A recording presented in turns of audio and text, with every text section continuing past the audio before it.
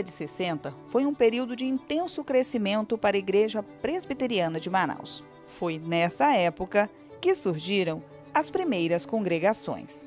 Um trabalho incansável e o desejo de homens de Deus em evangelizar a vizinhança da igreja.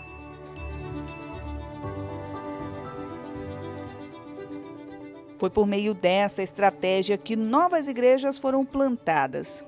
Esse é o poder de Deus, esse é o poder que está no Evangelho. Educandos, Petrópolis, Crespo, São Jorge e muitas que surgiram conforme o Senhor ia acrescentando. Esta aqui é a Igreja Presbiteriana do Crespo. Os trabalhos neste lugar iniciaram em agosto de 1961, como a 4ª congregação da IP Manaus. Os precursores desta obra buscaram a cada dia propagar o Evangelho de Cristo e 6 anos depois, em 1967, a congregação foi organizada a igreja. E a congregação, ela nasceu do outro lado da rua, né? E ficou lá algum tempo, depois que veio para esse lugar aqui onde estava. E ela foi organizada na época do pastor Hélio Nogueira Castelo Branco. Ele veio tomar conta da congregação, ela foi organizada, a congregação, e logo depois organizada em igreja. E aqui ficou todos esses anos até agora. Então, esse foi o início. E tudo isso com a bênção e com a ajuda, né, da Igreja Presbiteriana Central, como a gente chamava na época. As congregações foram surgindo na capital, no interior do estado e avançou para além das fronteiras nacionais e internacionais. A IP Manaus contribuiu para o plantio de dezenas de igrejas no Amazonas e em outros estados brasileiros. A ênfase missionária da igreja ao longo desses anos, gostaríamos de seguir esse mesmo rumo, apresentando Jesus para muitas pessoas, compartilhando o Evangelho com muitas pessoas e caminhando nos mesmos passos da mamãe, né? Da mamãe que começou esse trabalho aqui. Um trabalho que traz à tona memórias de uma vida missionária. É muito maravilhoso, né? A gente lembrar de tudo isso. Lembro de tudo isso glorificando a Deus. Né? Sabendo que o Senhor faz parte também. Por ter me dado esse privilégio, né? Essa oportunidade de fazer parte de tudo isso. Porque é tão grande, né? E o reino de Deus é para se expandir mesmo aqui. Nós somos trabalhadores desse reino. Trabalhadores do Evangelho, literalmente. Somos. São 120 anos propagando o Evangelho de Cristo em Manaus, na Amazônia e pelo mundo.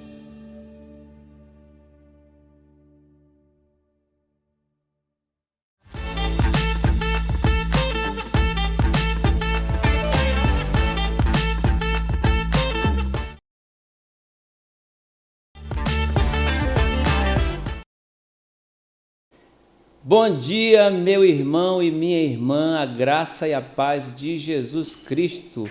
Hoje é feriado, dia 15 de novembro, proclamação da República, e nós estamos aqui para iniciar esse dia no nosso podcast diário, o nosso Fé e Café, o nosso tempo com Deus, tempo em que você pode ouvir, pode comer esse manjar espiritual, se alimentar, inclusive alimentar a outros.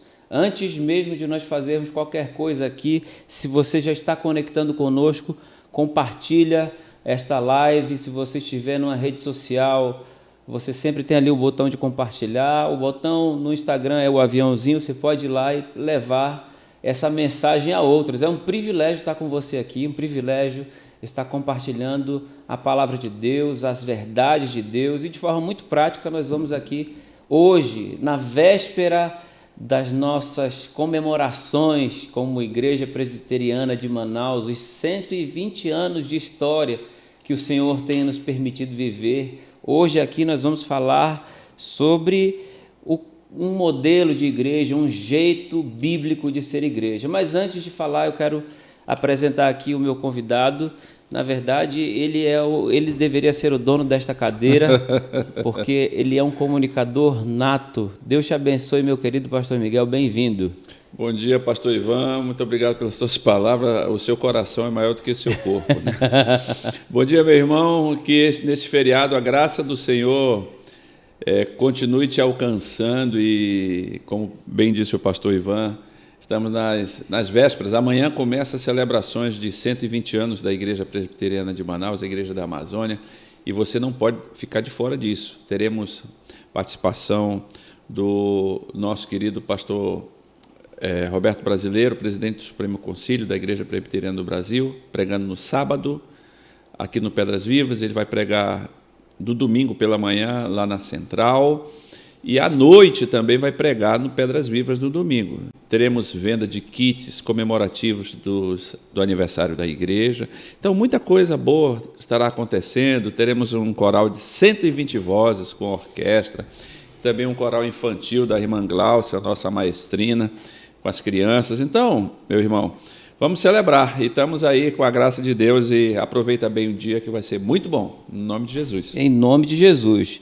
Meus irmãos, um privilégio estar com vocês. Fé e Café, para mim, eu acredito que, como é para vocês também, Fé e Café é o momento em que eu já estou iniciando o meu dia, já terminei de fazer aquelas atividades mais básicas, e ali no nosso dispositivo, no celular ou no computador, você já tem acesso à palavra de Deus. É uma bênção.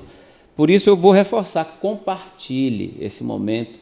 Nós queremos alcançar mais lares, mais dispositivos e, consequentemente, mais vidas. Eu quero hoje abrir a palavra de Deus com você na véspera das nossas comemorações. Na carta de Paulo aos Efésios, no capítulo 4, eu e pastor Miguel estaremos aqui hoje olhando para esse texto e falando com você, e já num tom celebrativo mesmo. Nós temos muito a agradecer ao nosso Deus e temos muita esperança aí pelo futuro, mas vamos nos debruçar nas Escrituras e ver como é que ela nos conecta ao passado, como é que ela é bênção para o presente e como é que ela está nos trazendo essa esperança para o futuro. Pastor Miguel, por favor, Efésios 4, 15 e 16. Amém, pastor. Vamos lá, o texto. Efésios 4, 15 e 16 diz: Mas, seguindo a verdade em amor, cresçamos em tudo naquele que é a cabeça, Cristo, de quem todo o corpo, bem ajustado e consolidado pelo auxílio de toda a junta, segundo a justa cooperação de cada parte, efetua o seu próprio aumento para a edificação de si mesmo em amor. Muito bem. Nós estamos aqui diante de uma carta que, neste capítulo, trata sobre unidade e maturidade. Basicamente, lá no início da carta, nós vemos o apóstolo falando sobre a importância de unidade. Olha, vocês precisam ser um, precisam ter o mesmo pensamento, porque nós pertencemos a um só corpo, a um só Deus, temos o mesmo vínculo, o mesmo Espírito.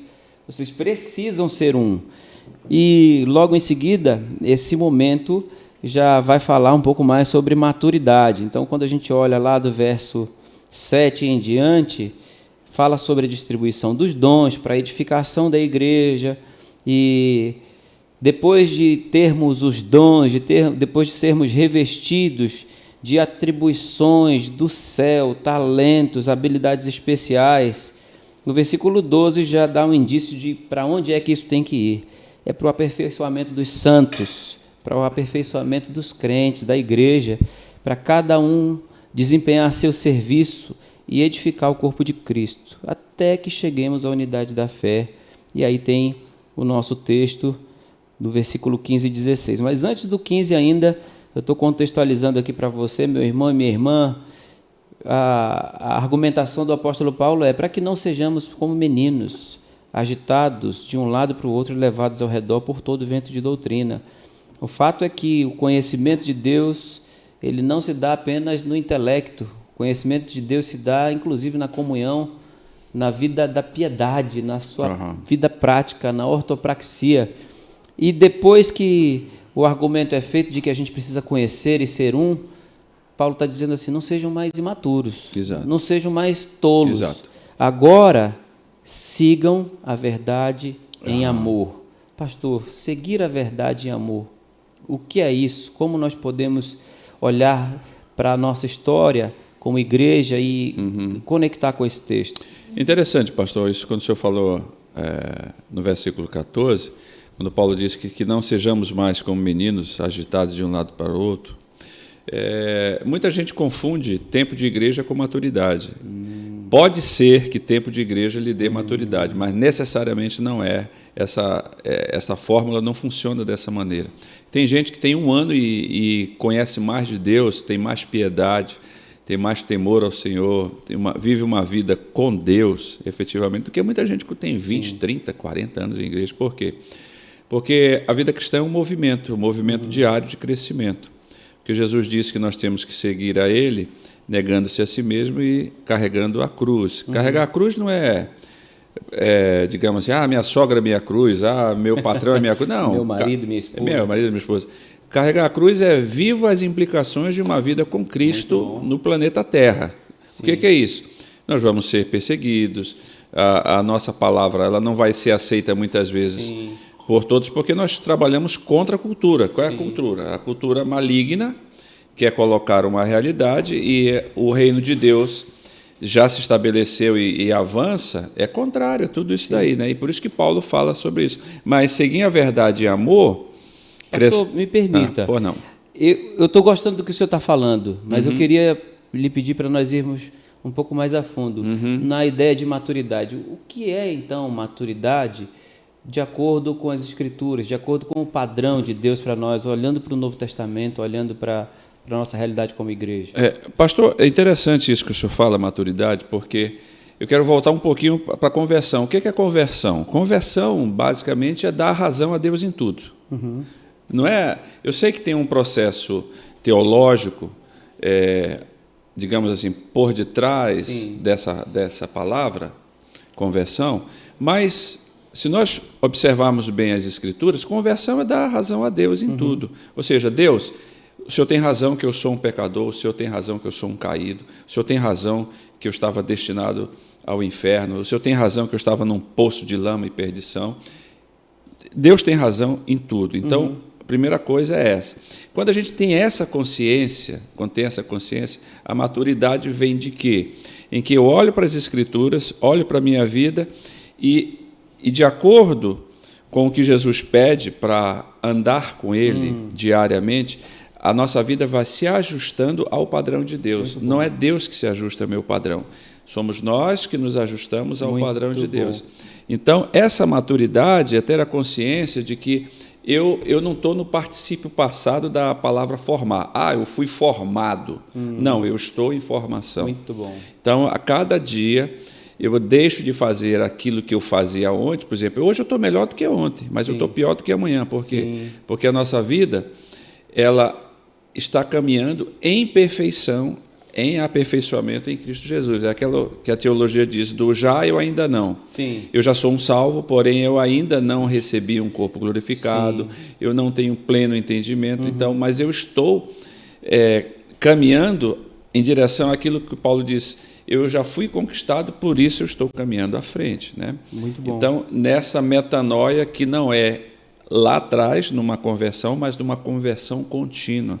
Muito bom, pastor. Eu estou aqui pensando sobre um aspecto muito importante da nossa igreja, que nós somos uma igreja de teologia reformada. O que isso quer dizer? E olhando para esse texto que fala sobre maturidade, eu pensei aqui em algumas coisas, que o nosso Deus ele não obriga ninguém a fazer nada. Ele é Deus, Ele é soberano, Ele faz o que quer, mas Ele nos convida, Ele diz, venham à mesa, Ele diz, deixem o seu modo de viver, Ele diz, se vocês quiserem, né, se quiserem vir após mim.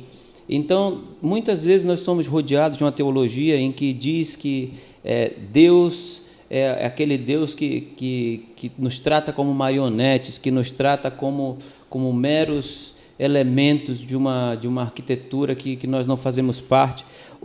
Quando eu olho para a relação, principalmente quando Jesus fala da relação de Deus com o homem, por exemplo, o filho pródigo diz assim, eu quero a parte dos meus bens que me cabe, eu quero ir embora de casa. Na nossa cultura, talvez, até na nossa cultura cristã, os pais poderiam dizer assim, não, meu filho, fica, eu não vou te dar nada, não morri, mas Deus emancipa, Deus diz, vai.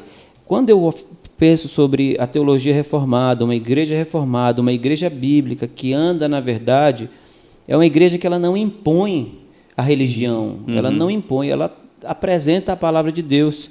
Quando o filho pródigo vai, o pai está com o coração partido, e quando o filho pródigo volta, o pai corre.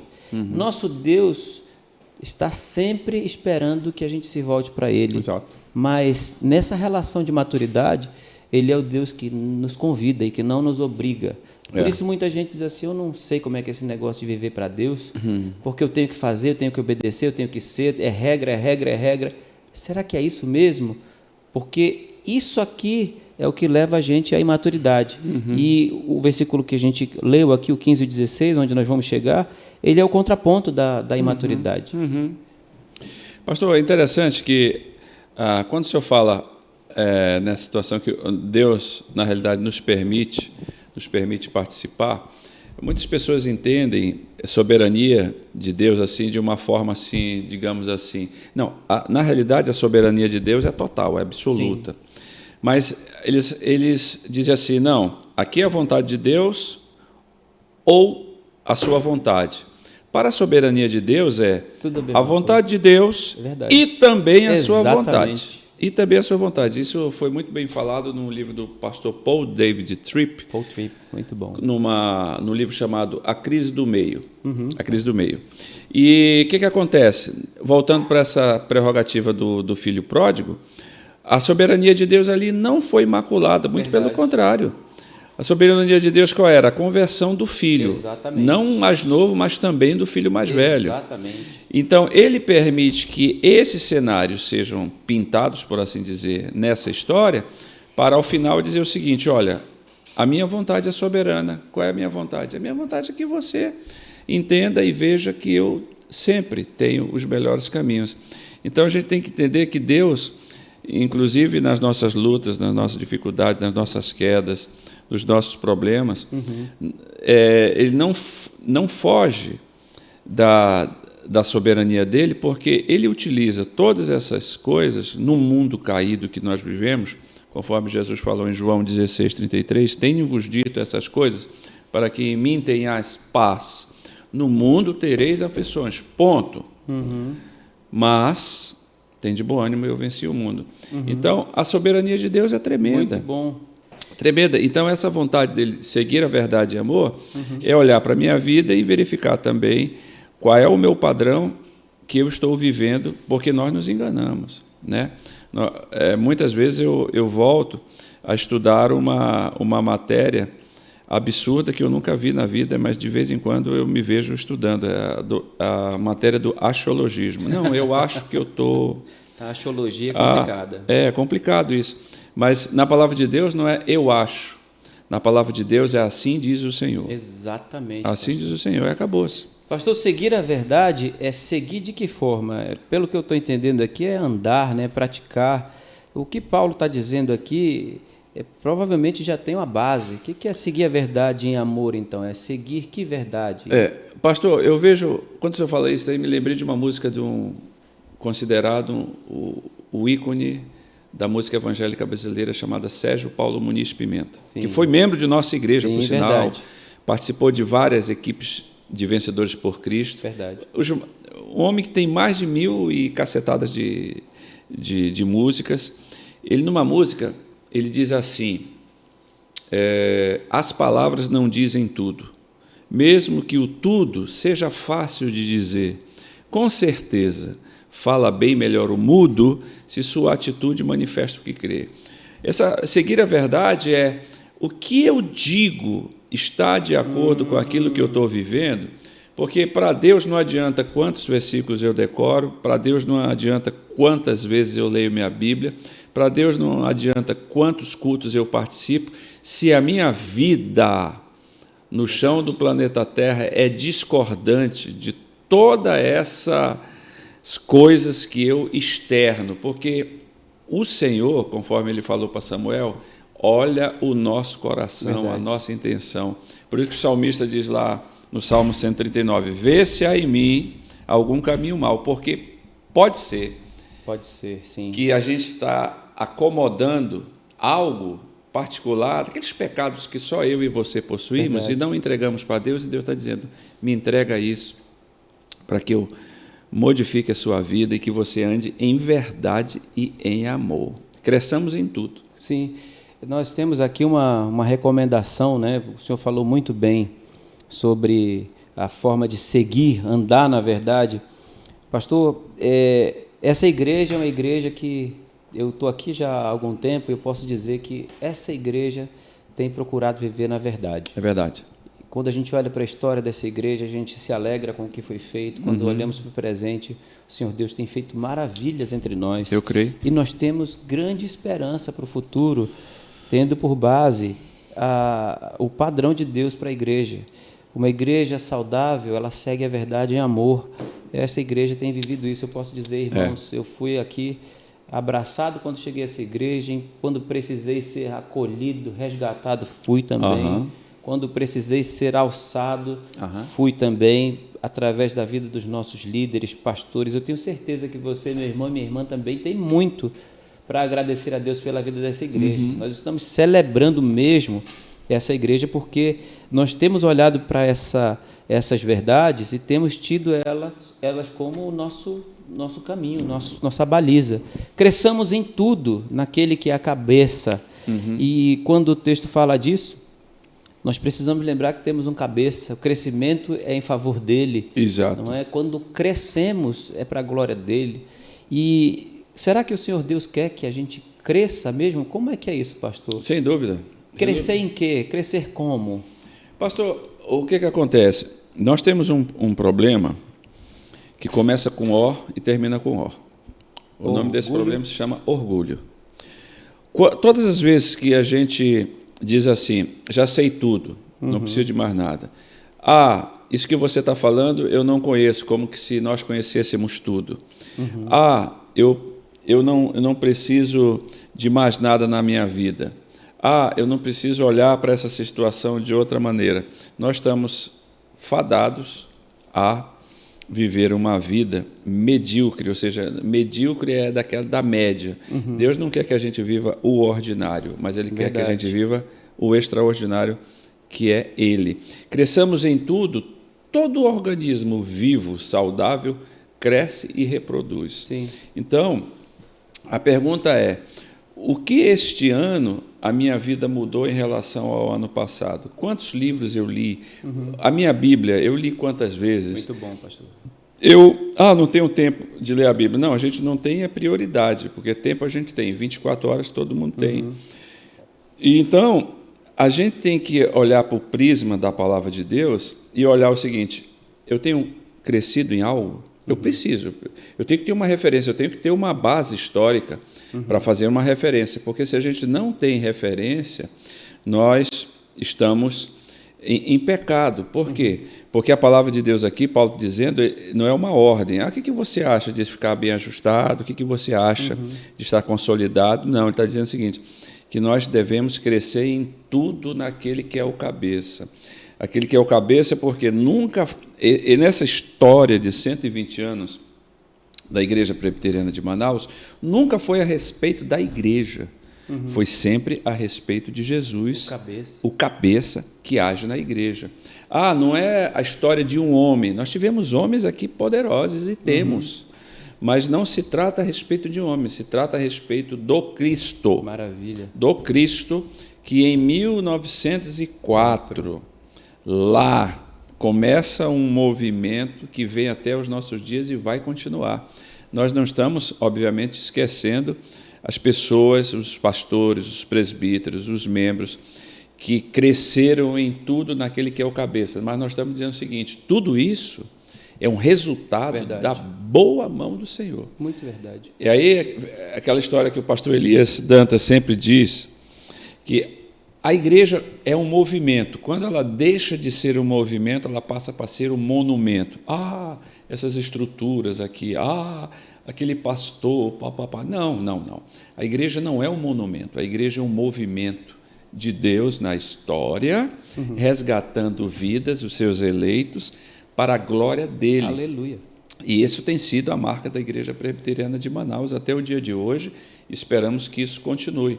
Nunca foi a respeito de nós, mas a respeito dele, que é o cabeça. Maravilha. Se tem alguém que manda, é ele. É verdade, pastor. O pastor Ademar, uma vez, ele fez uma música chamada O Dono da Igreja. O dono da igreja não está morto, tudo em seu controle está. Ainda que o inferno se levante, não prevalecerá. Maravilha. É um organismo vivo. A igreja é um organismo vivo, inclusive, né, pastor, que admite a diversidade dentro da unidade. O próprio Senhor Jesus muitas vezes fala sobre diversidade. O apóstolo Paulo fala sobre diversidade de muitas maneiras. É possível, então, nós termos um só pensamento, mesmo sendo diversos. Claro. Termos um só coração, sendo diversos. Unidade nunca foi uniformidade. Exatamente. Né? Afinal de contas, Deus nunca quis uniformidade. Porque Deus é diverso. Ele fez morenos, olhos azuis, louro. Bonitos e feios. Bonitos e feios. Escalados e falantes. É bonitos e feios, na realidade. Feiura e belezura que é o conceito subjetivo, tá bom, gente? Subjetivo, verdade. Se não fosse assim, não tinha mulher bonita casando com homem feio. Todo né? filho é lindo para a mãe. Todo filho é lindo. Todo marido é lindo para a esposa. Por quê? Porque Deus gosta de diversidade. Nosso Deus, ele... Inclusive, você sabia que Deus, ele tem um pet? Pet? Ele é Conte. Está lá no Salmo 104. Eu vou mostrar para você. No Salmo 104, Deus tem um pet. Aí você diz, pastor, o senhor está ficando doido. Mas eu quero ler para você, Salmo 104, diz assim, acho que é no...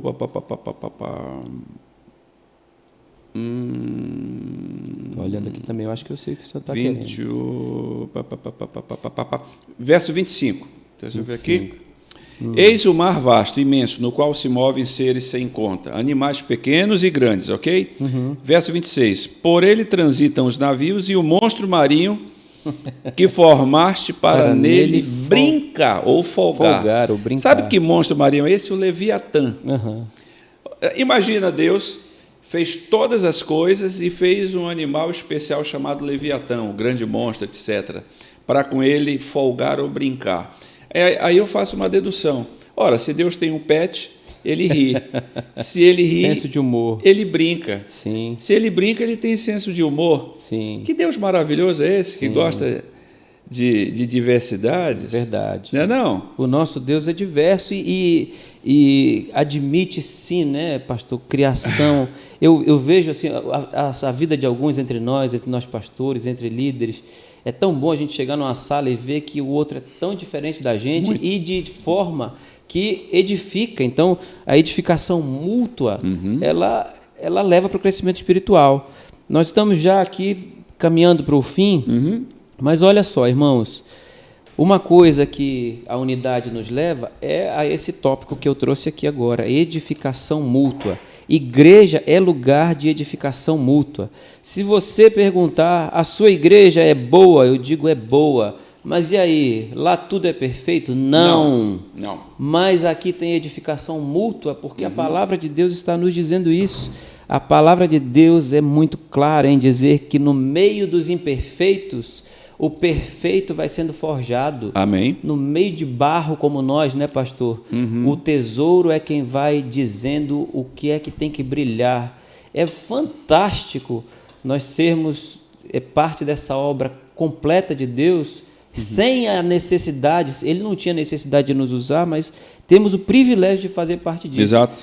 Eu, imperfeito, posso ser usado na vida de outro imperfeito para edificar Cristo nele. E eu que sou de quarta categoria. Que lógica é essa? É mesmo. Como é que é isso, pastor? Pastor, Deus trabalha de uma forma soberana e inalcançável quando ele diz assim, Deus usa as coisas vis para confundir as sábias, né? Paulo usa uma hipérbole dizendo a loucura de Deus é mais sábia do que a sabedoria dos homens. É isso mesmo. Então, quando a gente olha assim, porque todos nós temos gostos, irmãos, como o pastor Ivan falou, nós temos as nossas preferências, nós temos as nossas percepções. Quando alguém diz assim, eu não gostei do culto hoje, eu disse, mas por que você não gostou do culto? Porque aquele pregador fala muito baixo, etc. Porque ele... Boa, pastor. Né? Eu disse, mas peraí, mano, o culto não foi para você, O culto nunca girou em torno de você. O culto é para Deus. A pergunta é, ele pregou a Bíblia? Pregou. Ele pregou com as condições que ele tinha para fazê-lo? Pregou. E eu já vi culto, pastor, que o pastor estava dizendo assim, que você seja fiel nos seus dízimos e ofertas. Aí lá fora o irmão chegou com o pastor e disse, pastor, obrigado pela palavra. Amém, irmão. Em que ela edificou? Não, eu ouvi, o senhor estava falando aquilo e eu ouvi, larga a tua amante e volta para a tua mulher. Eu disse, mas eu não falei isso. Olha não, só. então quem falou foi o Espírito de Deus. Usou a palavra para lá. Por quê? Porque o culto é para Deus, o culto é para o louvor do Senhor e edificar a igreja. O pastor Frederico Orr sempre dizia, né, que quando uma pessoa foi cumprimentá-lo ao final, o pastor Frederico Orr foi um apóstolo de Deus aqui no Amazonas, que fundou vários trabalhos no interior, em Barreirinha, e da Igreja Hebron, o patrono, por assim dizer, daquele trabalho. Chegaram à porta com ele, pastor, o culto foi muito bom, a mensagem foi maravilhosa, saiu daqui assim, nas nuvens. Ele disse, então o culto foi ruim, porque se ele não convenceu você do pecado, da justiça e do juízo, então eu pequei. Sim. Perdão. Obviamente o pastor Frederico Orr não estava dizendo que a gente não pode se alegrar, não pode, mas é porque o culto não pode ser homeocêntrico, o homem no centro de tudo, mas é cristocêntrico. Teocêntrico. Exato, pastor. O culto é para Deus, a honra é para Deus, a igreja de Deus. A gente não faz nada para obter vantagem no reino de Deus. Verdade. Porque o Senhor comprou a igreja com um preço precioso, custou o sangue do Filho de Deus. Sim. A minha vida, a vida do pastor Ivan, a sua vida, nós fomos resgatados por um preço altíssimo. Sim. É por isso que Paulo diz, honre a Deus com o seu corpo. Uma deixa aqui. Como é que estão os seus exames? Sim. Como é que está a sua saúde? Sim. Como é que está o seu colesterol, a sua glicemia e por aí. O que tem a ver com isso? Não, tem a ver com teologia do corpo. Verdade. Porque templo. O seu corpo é um templo e o Espírito Santo habita. Se a gente estiver doente, como é que a gente vai falar bem de Deus? Fecha parênteses. Verdade. Então, cresçamos tudo edificando em amor para que a igreja do Senhor seja edificada. E voltando, como o pastor falou, nunca foi a respeito de nós. Verdade. É a respeito de Deus. Como tem acho que é até os templários, esse negócio aí é meio complicado, mas eu acho que os templários, que eram os cavaleiros lá da Idade Média, eles gostavam muito de dizer aquele Salmo 113, 9, que diz, não a nós, ó Senhor, não a nós, mas ao teu nome da glória. Aí tinha uma frase em latim que eles diziam sempre nas suas reuniões, non nobis Domini, non nobis sed nomini tuo da gloria. Ou seja, não a nós, não a nós, não a nós, não a nós. Tudo é para Deus, tudo é para Ele. Amém. E a nossa vida é dele. Amém. A igreja é para Ele, a glória dele. Que maravilha. A Igreja Presbiteriana de Manaus, 120 anos. Amém. Por causa da glória dele. Só estamos aqui porque Ele permitiu e toda boa obra frutificará. A Ele a glória. O texto que nós lemos é bênção. O Senhor da igreja quer edificar a sua vida e a minha vida. Amém. Nós estamos aqui para isso. Além da glória ser dele, ele ainda quer dar parte da herança para nós. Que privilégio. Eu vou terminar com Romanos capítulo 11, verso 33. Eita! Ó profundidade das riquezas, da sabedoria e do conhecimento de Deus, quão insondáveis são os seus juízos, quão impenetráveis são os seus caminhos.